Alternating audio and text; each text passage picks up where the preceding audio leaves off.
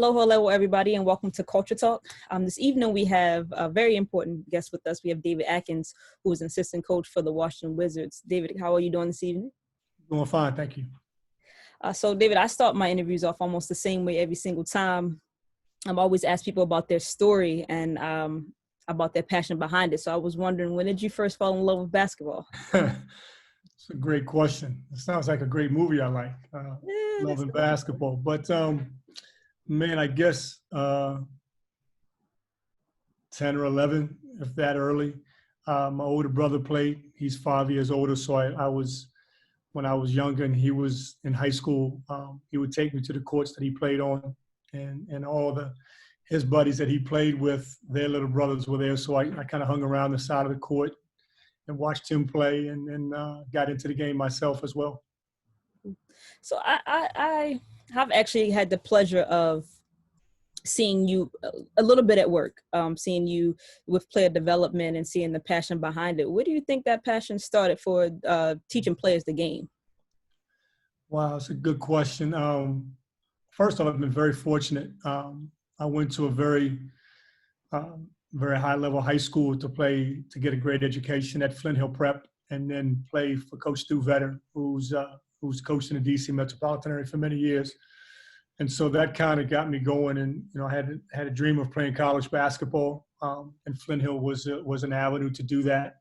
And once I got to Flint Hill, I met some great people, and Kevin Sutton, who's a coach at Rhode Island, long-time college coach and high school coach, Gerald Jackson, John Sickles, Derek Sims, all these guys played Division I, Gus Hill. And so I was around it. And even before those guys, my first year at Flint Hill, I was with a guy named Carlos Yates, who arguably might be one of the leading scorers in the history of Virginia college basketball. He played at George Mason, a tremendous player in his own right. But anyway, so that got me involved in it, got me to a Division I scholarship. Came home after I graduated from college. Did not get a chance to go overseas, which I had wanted to do. Kind of got involved in my own business. I used to have a car detail shop. I used to clean cars and had 6 employees at the height of it, and ran that for almost 10 years, and got into coaching a little later with a guy named Bobby Dobson at Washington Lee over in Arlington. We went to high school at Flint Hill together as well, and he needed an assistant coach in his first year of coaching, and it was an opportunity to kind of get back into it, and that got it started. So I coached there, and then went to Herndon, to Montrose, to Maryland, to Montrose, to DeMatha, to Maryland, and then the NBA. So I've always liked it, loved playing it, and then really got into, as you asked the question, I guess, about player development. Once I got to Montrose, I really realized that this could be a great opportunity to really give other young men, at that time I was coaching all boys, give them an opportunity to go to college and possibly on and further that. And so I thought I'd better really get serious about what I'm doing and what I'm teaching. Yeah. So at Montrose, you had the pleasure of having Kevin Durant there. Then you went on to DeMatha. And when I spoke to Coach Mike Jones, he only spoke highly of you. Talked about developing the Breakfast Club. How did you come up with that idea? What made you come up with the Breakfast Club at DeMatha? Well, I mean, the Breakfast Club is stolen off from Michael Jordan. And Michael made that term famous with his legendary workouts every morning, when he was with Chicago and then with the Wizards. And so with that, I'm a morning guy. I like the mornings, and I thought we could get some things in early. It really started when I was at Montrose, because even before KD, I would get in early. I live in Virginia, so I would drive over to Rockville, so I always try to beat the traffic. Yeah. And so guys would come in, and I think, let's get some work in. And so at Montrose, I want to say the school started at 7:40 or 7:45 was homeroom. So we would start at 7, and then I'd work them out for 30 minutes. They go take a quick shower and then go to class. And it just carried over to DeMatha. And DeMatha, we had to start at 6, because DeMatha's homeroom might have been 7:15, might have been that early. And so we would start at 6. Same thing. They would come in and we'd work out, and they'd take a shower and go to class. This is a funny story. Then at DeMatha, you can ask Jaron, who's down here in the bubble with us. We just picked him up, Jaron Grant, because he was one of the first ones. And if you were late to the Breakfast Club at 6 a.m., it started at 6. That means we were on the court ready to go at 6, not walking in the gym tying your shoes. If you were 6:05 6:01, 6:02, you didn't get to work out. You would have to sit out 4 days, but be on time those 4 days and be a great teammate with whoever was on the court. And the other rule was that if I heard that you fell asleep in class because we were up that early, there's another 4 days you were out and you still had to come in. And not to try to be a tough guy or anything like that, but I wanted them to realize that this was I knew what you were doing the night before, because to get up and be at the mat at 6, they lived over in Bowie. I think at that time, Victor lived way out in Bowie. They had to get up much early, and so they had to go to bed early. But I wanted to try to teach them the discipline of what you did the night before dictates what you do the next day, whether it be in your academics or whether it be on the court.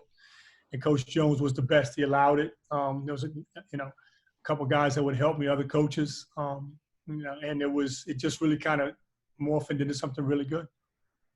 So when I got to see you at work and even hearing you speak now, I mean, I went into that thing and I thought I was crazy. I thought like the way my mind worked with the game, I was like, something's wrong with me. How I want things like, I gotta be done. And when I got to see you and I was like, man, maybe I'm sane. Maybe I'm in the right place. Like maybe I'm looking at me because I've been called a lot of crazy names, but no, I enjoyed it so much. It definitely helped me. It definitely changed my thought of, it's okay to go after the things the way I was going after them. Where does that come from you? Where's that drive, that get up early to make sure that you are on time and not being late? Where does that drive come from?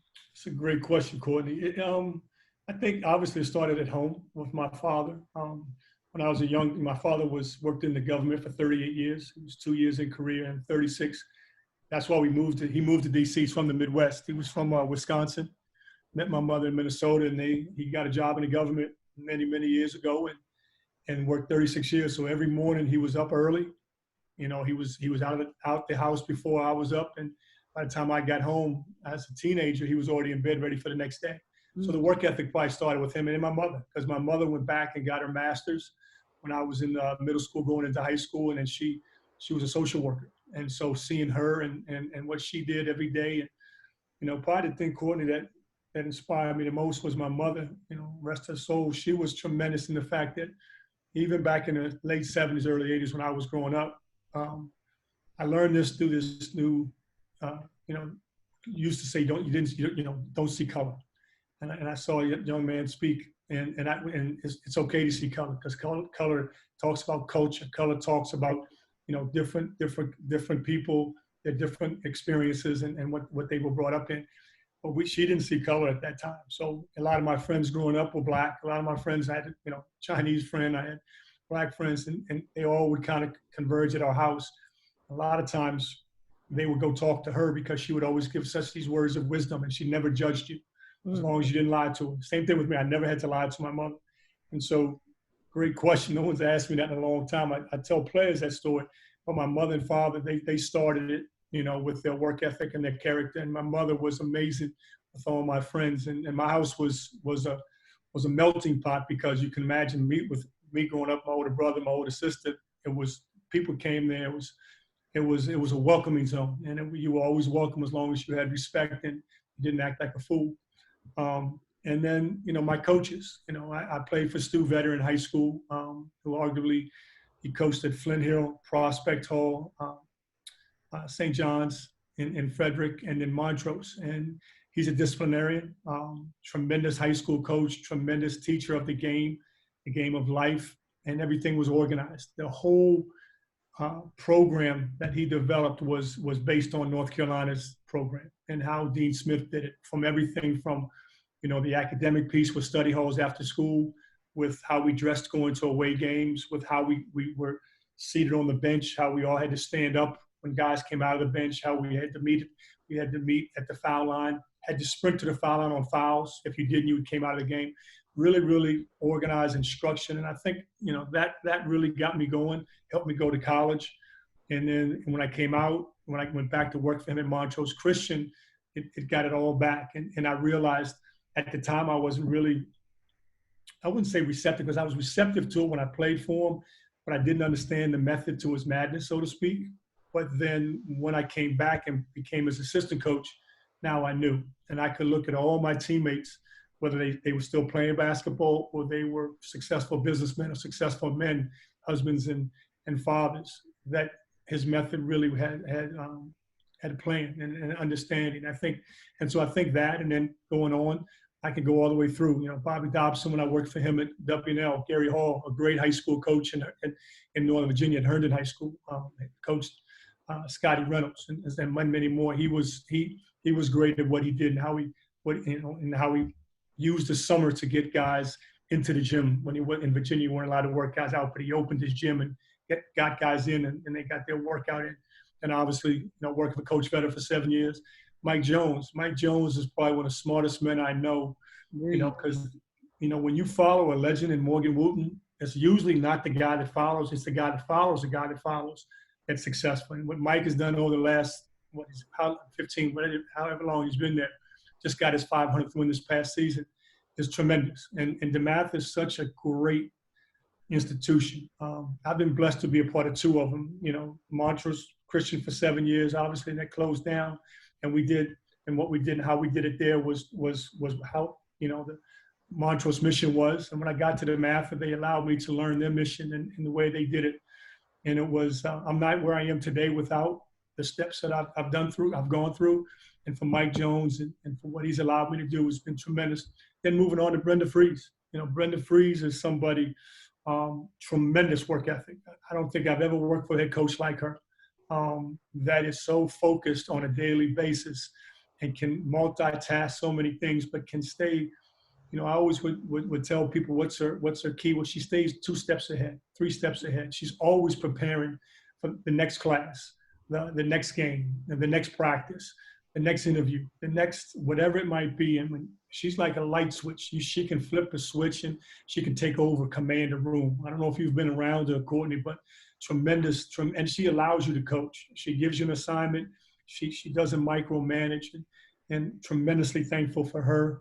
My daughter went to school there as a graduate of Maryland, so I'm forever indebted to Coach Fries. And then in the NBA, the 2 coaches I've worked for in the NBA, Randy Whitman is a lifer, played in the NBA for many years, coached in the NBA, you know, 30, 35 years. He's been involved in the NBA. Tremendous taskmaster, tremendous mind for the game and how he did things and his work ethic. And then Scotty Brooks, you know, there's no one better than Scotty with how he allows his coaches to coach and his interaction with the players. So sorry for a long-winded answer, but I mean, every step of the way, just like I teach the game, Courtney, everything is progressions. Yeah. And you learn so much in your progressions. You learn so much in your daily walk if you're willing to listen and learn and get better. And I've been blessed to be around. And there's other people. There's Tate Slock, who's a mentor of mine, Kevin Eastman, you know, Kevin Sutton, you know, I can go on, but those are guys that I've been fortunate, Courtney, like you as a young coach, that I surrounded myself with people that were willing to share, were willing to give themselves to me and their thought process. And I've been very blessed. I mean, it sounds like you've been extremely blessed. Absolutely. No, you've given us a great foundation. You talked about from your parents and what they instilled, Montrose, DeMatha, kind of through Maryland with Brenda Fries, and now in the NBA.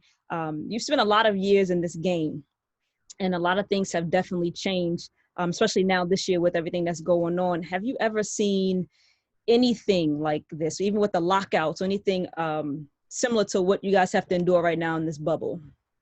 No, I mean, you know, we were out. Our last game was March 11th. We played the Knicks on the 11th, and they had just played Utah, and then they played somebody else before that tested positive. But anyway, so once we played the 11th, we put ourselves in a self-quarantine for 2 weeks. So we were locked home.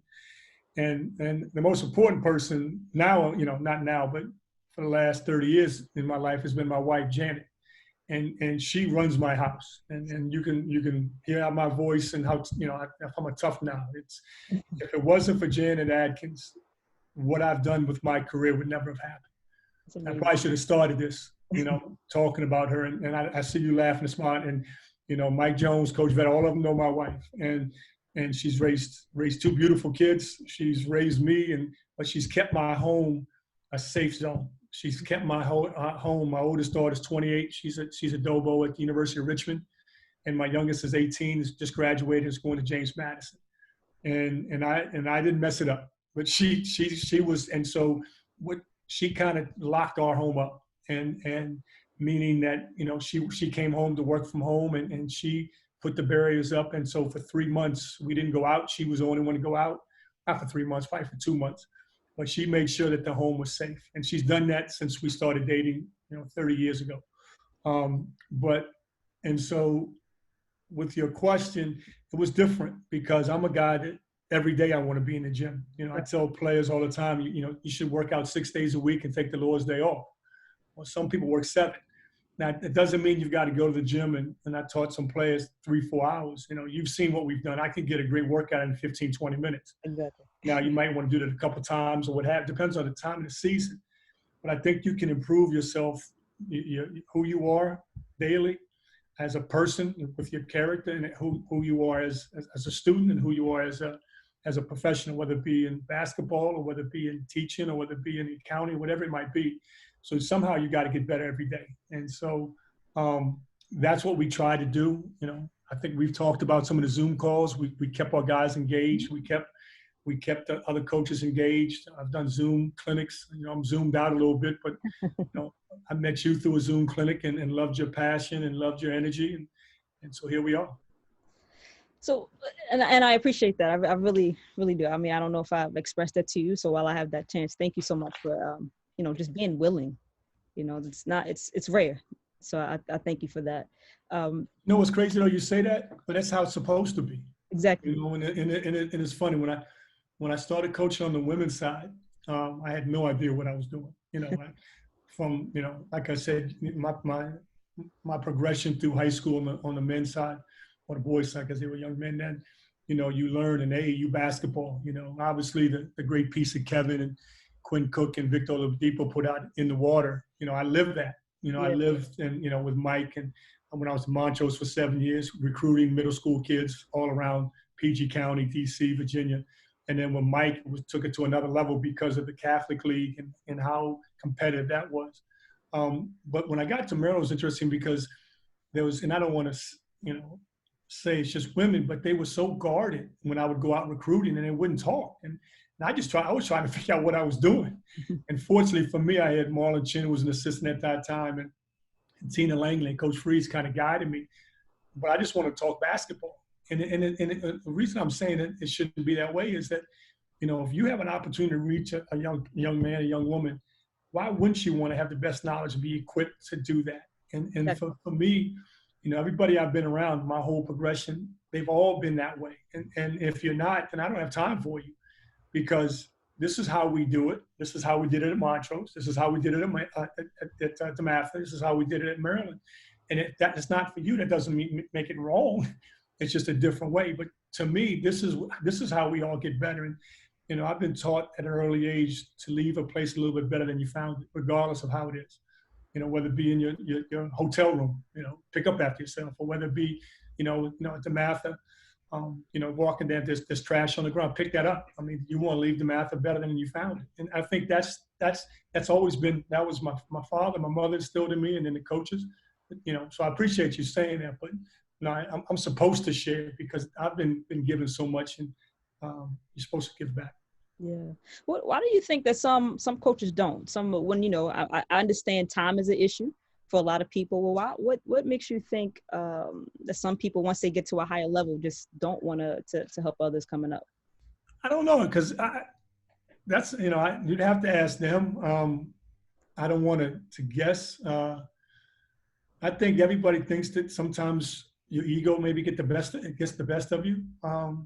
The way I talk, the way I carry myself, I still think of myself as a high school assistant coach. And I told just in the Zoom call that you saw is that, I've always been an assistant. I had opportunity, I went for 1 or 2 head coaching jobs. It didn't happen. But I always wanted to be, the best I could be and help that head coach with their playing. I don't know. It's not the people I hang out with, not the people I deal with on a daily basis. They share, we share. I mean, from that, some of the Zoom calls I've done over this past pandemic, I met the Minnesota Max, the Minnesota video coordinator, and we've shared ideas. Okay. And I've sent him what we do our warm-up drills. and it's like, hey, this is what we do, how we do it. I still think we're gonna beat you. You know what I mean? And that's the way we, how we do it. And if it gets an idea started, if it gets you thinking about maybe a different way to coach or a different way to add a scheme or a concept, I think that's a great thing. At the end of the day, man, I want as many young people to experience high school, college, and on. Yeah. And if basketball is the means to do that, which we involve ourselves in, and that's the way to do it. But then also teach them character issues, teach them how to be responsible, teach them how to be, you've heard me say pro to a professional. A pro does it 1 to 3 years. A professional does it in the NBA 10 to 13. But a professional doesn't have to just be, that means he figured out not just being a pro, he figured out the day-to-day grind, the routine of what he needs to do. Well, I had the best example, my father. The first thing I said, he was in the government for 38 years. Yeah. You do anything for 38 years, that's a professional. You know what I mean? And so to me, that's, and a friend of mine, Kevin Sutton, gave me that, and I've kind of, he gave it to me, and I've stolen it and used it. But everybody says, I want to be a pro. Now, the hell with being a pro. Because a pro, and that's the same thing. We had Tiana Hawkins, world champion with the Washington Mystics from PG County, went to Riverdale Baptist. And I had her all 4 years when I was with Coach Freeze in Maryland. And the first 2 years, she was like testing the water, putting a toe in the water. And after a sophomore year, we sat her down and said, look, what do you want to do? Because you've got a chance to be somebody that can take your game to the next level. And Tiana, wonderful young lady, never been out of PG County, elementary PG County, middle school PG County, college PG County. She got drafted. She went to Seattle. Oh, wow. How crazy, yeah. But anyway, so we sat her down and said, and super smart. She wanted to be a Secret Service agent. Wow. She went to criminal justice, super smart, and had internships with the Secret Service and what have you. So anyway, so we sat her down and said, if you want to do this, you have to do this, this, and this. Got to lose weight. You've got to dedicate yourself. She ended up having 2 tremendous years, got drafted. Now she's been all over the world. She took her young son over to Korea a couple of years ago. I mean, who would have thought a young lady from PG County that was playing basketball to go to college would take her 3 or 4-year-old son over to Korea to experience Korea. And now she's a world champion with the Washington Mystics. She's signed an extension. And so to me, that's the cool part about coaching basketball is that she's changed her life through basketball. Now she's able to change other people's lives, her son's lives, one of the most important ones, through the game. So you've mentioned, some of the players you work with working from different levels, from high school to collegiate, now at professional level. What level would you say has made either the most impact on you, or did you enjoy grooming the players the most? I'll get that later. I think it's funny because, people always say, oh, he developed Kevin Durant. I didn't develop Kevin. I was a part of Kevin's life between, he was so young, 17 to 18 at Montrose, but I've known Kevin since he was probably in 8th grade, before he went to Suitland, before he went to National Christian because of the DC area. I like, this time of year is great for me because, even before this pandemic, I would travel with Nike. I would go over to Asia. Last summer I was in Taiwan for the Taiwanese camp. I was in Philippines. I was in China, and I went to Japan with Rui. So I was all Asian. But I just like a gym that's open. I like a gym that you have receptive people, whether it be coaches or players. Doesn't matter what age. But I think where I gained my courage to get up in front of professionals is all the levels I was at.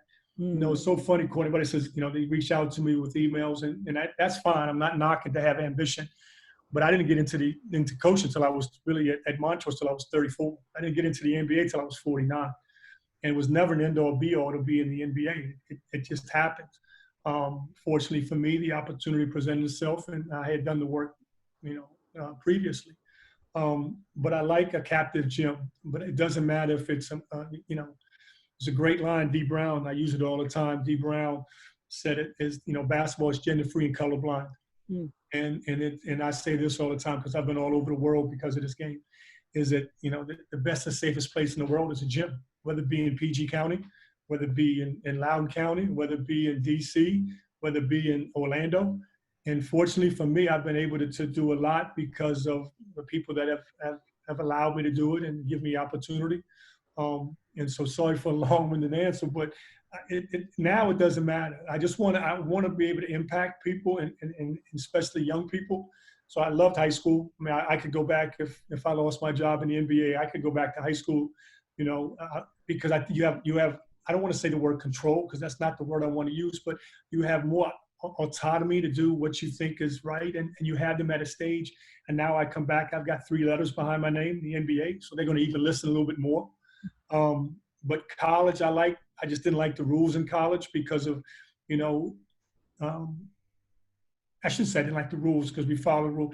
I just, when you could work the players out, when you could have them in the gym. And I think maybe some people might abuse that, but I think to me, at Maryland, you had such a high level of young ladies that wanted to play, that you wanted to fulfill their needs and what they wanted. And just with the NCAA and the craziness, I don't know how the men do it because of how crazy that is. And then in the NBA, all it is basketball. And fortunately for us, with the Washington Wizards, I've been very fortunate to be here 6 years. We have 11 guys 23 years or younger. So they're pros, like we talked about. So now our job and the coaches and player development staff is to teach them how to be professional.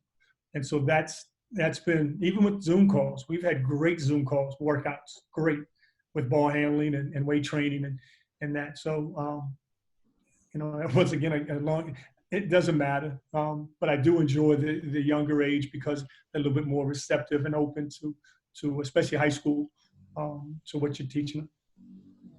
I want to say thank you. You've given so many gems, so many great points. Before I let you go here, I just wanted you to give some words of encouragement or wisdom to some of the coaches coming up, whether they're my age, younger, older, whatever level they're on. What would you tell them, especially during this time, about their careers and how they could continue to push on?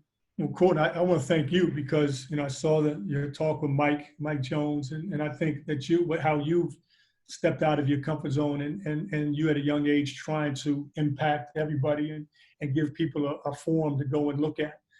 I think, I said this the other day, if I'm not learning something new every day, I get mad. And it doesn't have to be, because I'm not a bright guy, I'm just a dumb old ball coach. But everything that you do now in life, especially with what's going on, socially, with all the injustice and now with, you people are going to change. Your generation is going to change the world, literally. And my old ass hopefully is going to be able to be here to enjoy it. But the younger generation, the 17, 18s to 25, 26, it really has a chance with the social media, with the way you guys look at the world and the beauty of that. And then and try to impact and be able to do that, with the social platforms that you have, but you have to continue to learn every day. You have to be able to work on your craft and be able to improve.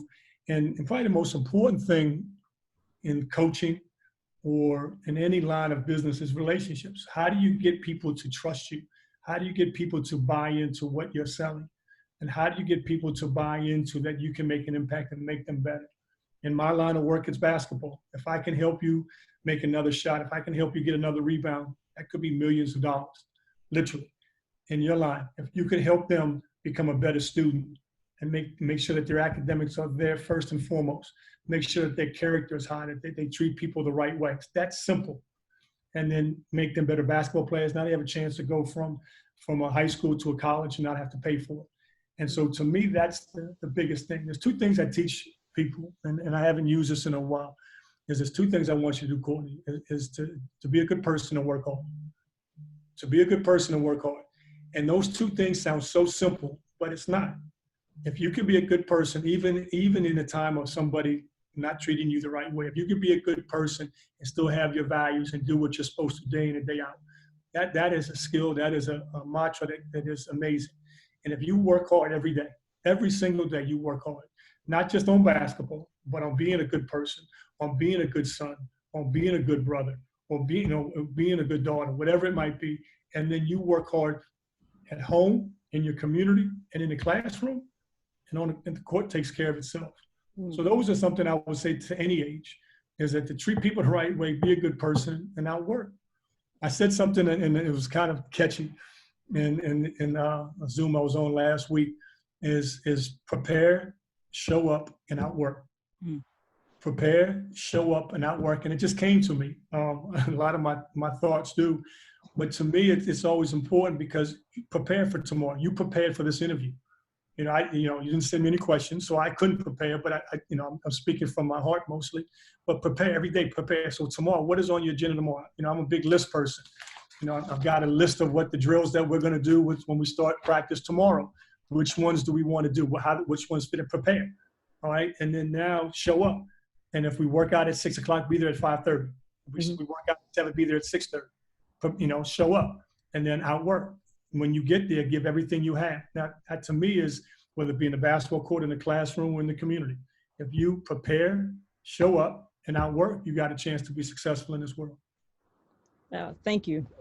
That's amazing. And you said you're not smart, but to me, you're a genius. So, please tell my wife that, because that's one of the nice. No, I appreciate it, and I hope this made a little bit of sense. Absolutely. But you keep doing what you're doing because you're impacting, and you never know. And to me, that's why we do it. That's why Mike Jones is one of the best, and he came on, and I think that the DMV is such a great area. It's an unbelievable diversity. I've always loved that. I've been blessed to be in it around that area with some of the best young men and young women in the world. And like I said, it's been good to me. I've been very fortunate, and so hopefully I can just give back a little bit. Well, thank you so much. Okay. You definitely have given back to me. Okay. And that's David Adkins, everybody. You guys enjoy the rest of your day. Thank you.